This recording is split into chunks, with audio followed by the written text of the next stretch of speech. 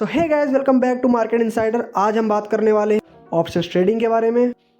तो आइए समझते हैं ये आखिर ऑप्शन ट्रेडिंग होती क्या है। तो ऑप्शन ट्रेडिंग एक कॉन्ट्रैक्ट होता है जो एक सेलर बायर को राइट देता है, not the obligation to buy और sell a particular asset at a specific price, strike price और exercise in future.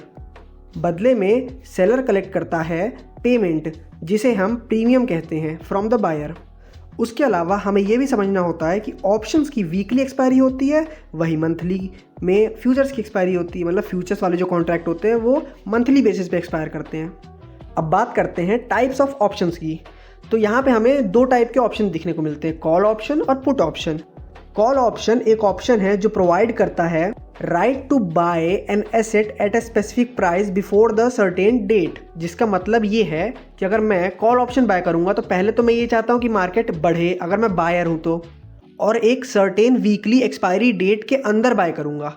Call option में बायर एक्सपेक्ट करता है कि मार्केट बढ़े, वहीं कॉल ऑप्शन सेलर जो होता है, जो कॉल ऑप्शन को सेल करता है, वो एक्सपेक्ट करता है मार्केट गिरे। Same opposite put option market में जो बायर होता है वो उम्मीद करता है मार्केट गिरे, और पुट ऑप्शन सेलर जो होता है वो मार्केट को उम्मीद करता है कि उठे। अब हम बात करते हैं प्रॉफिटेबल सिनेरियो की इन ऑप्शंस ट्रेडिंग। तो इसमें हमें तीन टाइप के ऑप्शंस मिलते हैं। मतलब आप जब भी बाय या सेल करने जाओगे तो वहाँ पे तीन ऑप्शंस होते हैं, ITM यानी इन द मनी, ATM यानी एट द मनी, और OTM यानी out of the money. ATM वो कॉन्ट्रैक्ट होता है जिसका स्ट्राइक प्राइस और स्पॉट प्राइस इक्वल होता है और जिसका डेल्टा वैल्यू 0.5 आ रहा होता है।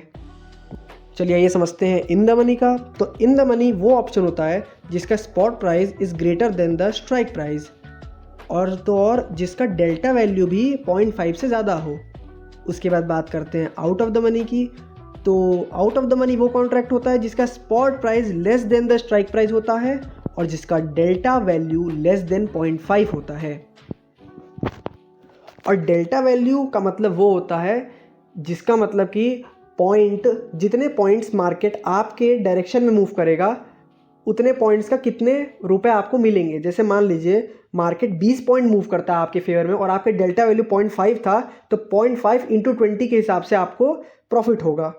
वो चीज़ होती है डेल्टा वैल्यू। हमेशा कोशिश करना चाहिए कि इन द मनी बाय करें या एट द मनी बाय करें, क्योंकि आउट ऑफ द मनी में प्रीमियम डीके होने के बहुत ज़्यादा चांसेस रहते हैं।